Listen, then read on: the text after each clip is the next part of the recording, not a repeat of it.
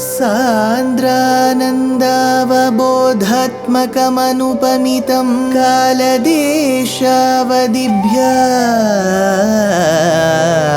निर्मुक्तं नित्यमुक्तं निगमशतसहस्रेण निर्भास्यमानम्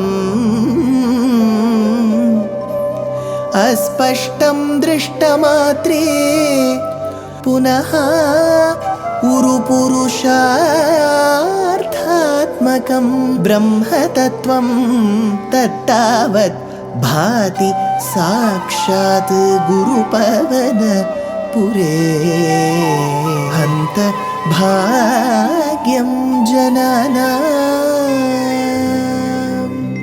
अग्रे पश्यामि तेजो निबिडतरकला Yawali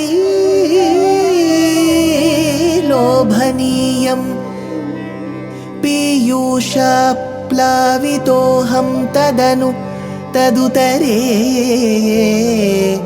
दिव्यकैशोरवेशं तारुण्यारम्भरम्यं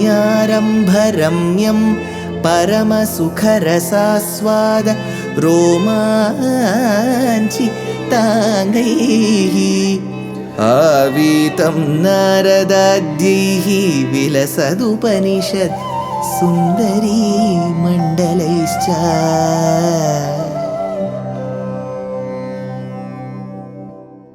Gurupavanapure Hantabhagyam Janana. Namaskaram to all the Astikas.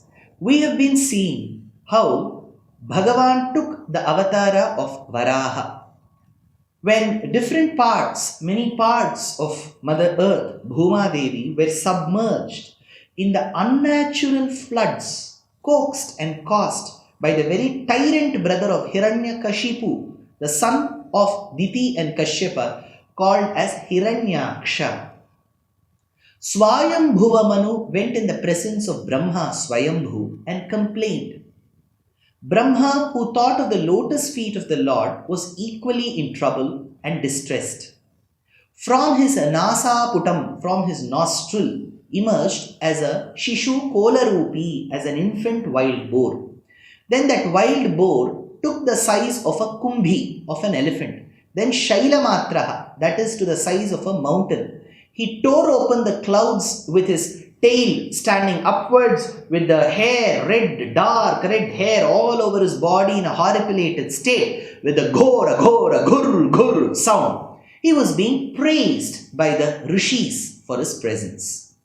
Then, in order to spot the asura and kill him, and thereby uplift those areas of Mother Earth which was forcefully submerged in the deluge waters, he took a plunge. What happened next?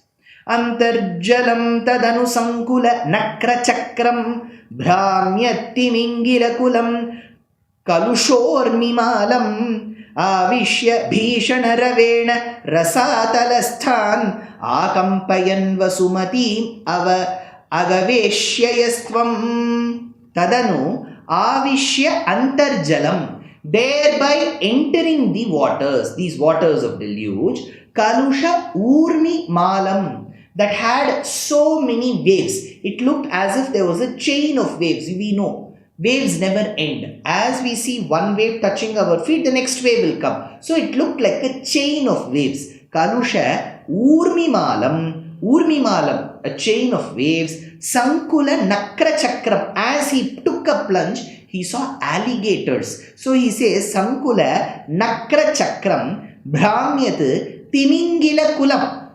When a group of whales, they also started whirling around. Tvam Agaveshayaha Vasumatim. That time Bhagavan with his lotus-like eyes in the form of a Kolarupi as a wild boar started searching for those portions of Mother Earth which were submerged. So he says, Tvam Agaveshyaha Vasumatim. Agaveshyaha, Vasumati is Mother Earth. Agaveshyaha, you started searching her in all directions. How? Bhishana Ravena, with a frightful roar. that sound. See, the sound of Bhagavan is very important because when he emerged as Hayagriva Swarupam, we say Samahara Samnam Pradipadamrucham Dhamayirusham Layaf Pratyuhanam Lahari Vitatir Bodhajaladehe Kathadat Pakshubhyat Kathakakula Kolahala Bhavam Haratu Antardhvantam Hayavadana Hesha Halahalaha Hayavadana Hesha Halahalaha with the sound of Halahala Halahalaha Hesha Halahalaha. So Hal and Ahal are vowels and consonants, thereby giving rise to knowledge. So even a sound carries so much of importance. When he breathes in and breathes out, we say that is where the swaras of the Vedas emerge. So Ghora Gurguraihi Sankula Nakra Chakram Brahmyat Timingila Kulam, with the whales going around. Tvam Agaveshayaha Vasumati. He searched for Vasumati Bhumi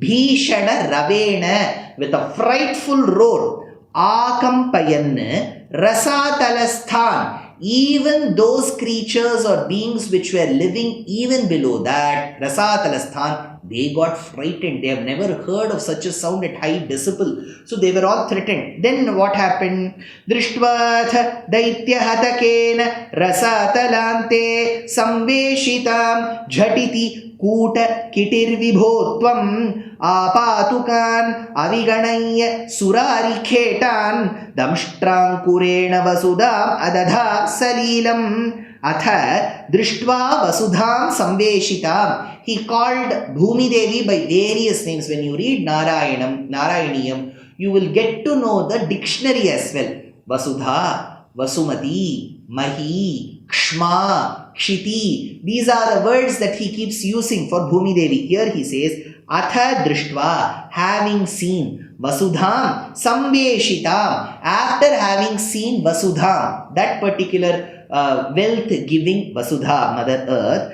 Rasatalante Daitya Hatakena, at the bottom of the Rasatala by the wicked Asura.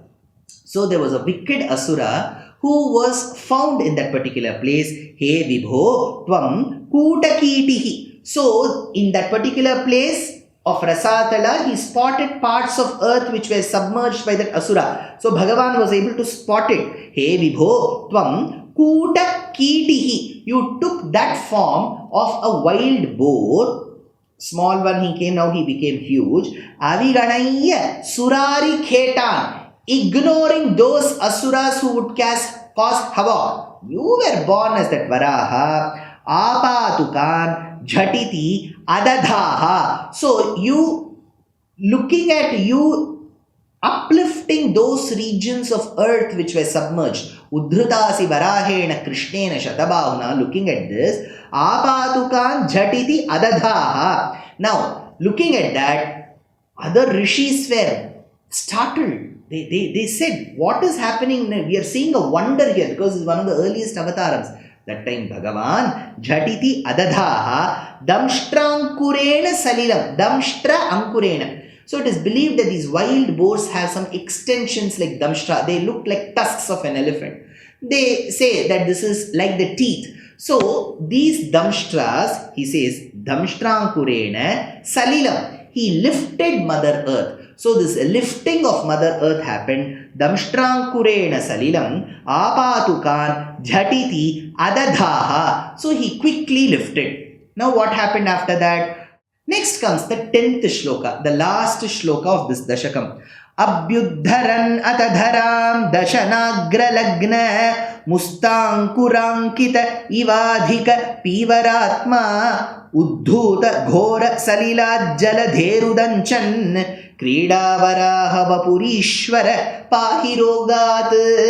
Hey Ishwara, O Supreme Bhagavan, Tvam Kridavaraha Vapuhu, in the sportive form of a boar, Adhika Pivaratma, with a vastly expanded body, Udanchan Jaladhehe, emerging from the ocean. See, you're emerging from the ocean, lifting those parts of earth which were submerged. Imagine Varaha in a state lifting. So he says, Adhika Pivaratma Udanchan Jaladhehe, emerging from the ocean. Now we have to remember, When I say ocean, it doesn't mean necessarily saltwater ocean. It means something which is of marshes.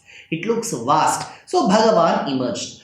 This is where I need to remind you of two incidents. In Ramayanam, when Maricha, the relative to Ravana, comes in the form of a gem-studded golden deer to lure Sita. Sita is, of course, fascinated by that deer. She tells Rama, please get that deer, fetch that deer for me. Rama agrees. That time, Lakshmana wants. He says, see, this looks like a ploy of the Rakshasas. Because if you see this particular gem-studded golden deer, when the other deers of the forest sense that there is a deer around, they come closer to this smell and run away in fear. Because there is a Rakshasa Shakti in this deer. This is not an original deer. It could be Maricha, my dear brother and sister-in-law. Beware, do not ask for the deer. So what do we see? When Maricha came as a gem-studded golden deer, internally he thought he was still a Rakshasa. Externally alone, he came in the disguise of a deer. On the other hand, let's come to Varaha Avataram. When Bhagavan was born as Varaha, took the avataram of Varaha, the remaining pigs in the world, the boars in the world, they sensed that there is a new entry. As they came to the new entrant, they immediately smelled this pig and started hugging. In contrast with the incident of Ramayana where Maricha came as a deer, the other deers smelled and ran away. What does this indicate? When Bhagavan came as a boar, internally too, he thought that he is a Varaha. He did not have the Garbham that I am Paramatma. In his Swarupam too, he thought he was a deer. Unlike Maricha, who thought he was a Rakshasa. So, that is why Andal says, Manam Ila Pandri in the Tamil language. What does Manam Ila Pandri mean? That means the one who does not have Abhimanam. The one who doesn't have that Abhimanam that I am Paramatma who has come as Varaha. No. In his creation, in his avatar, he thought that I am like any other Varaha.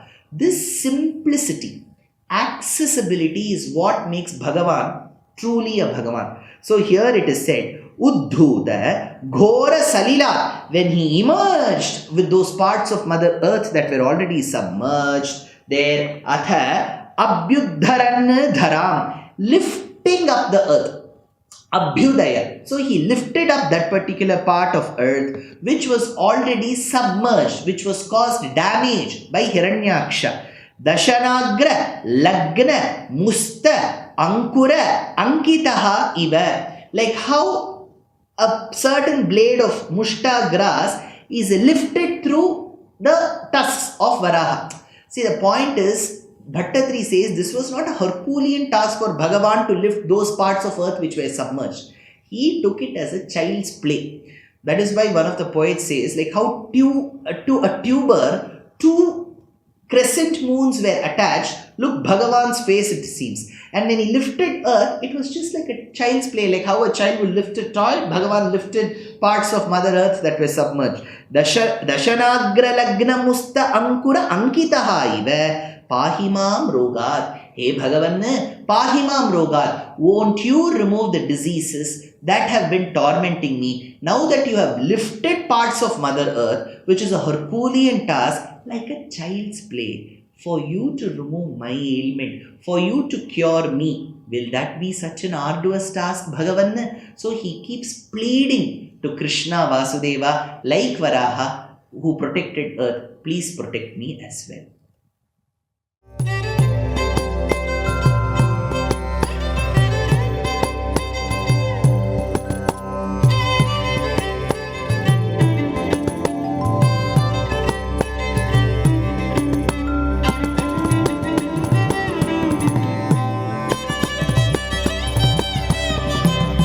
कल्याणरूपाय कलौ जनानां कल्याणदात्रे करुणासुधाब्दे कंवादिदिव्यायुधसत्कराय वातालयाधीश नमो नमस्ते।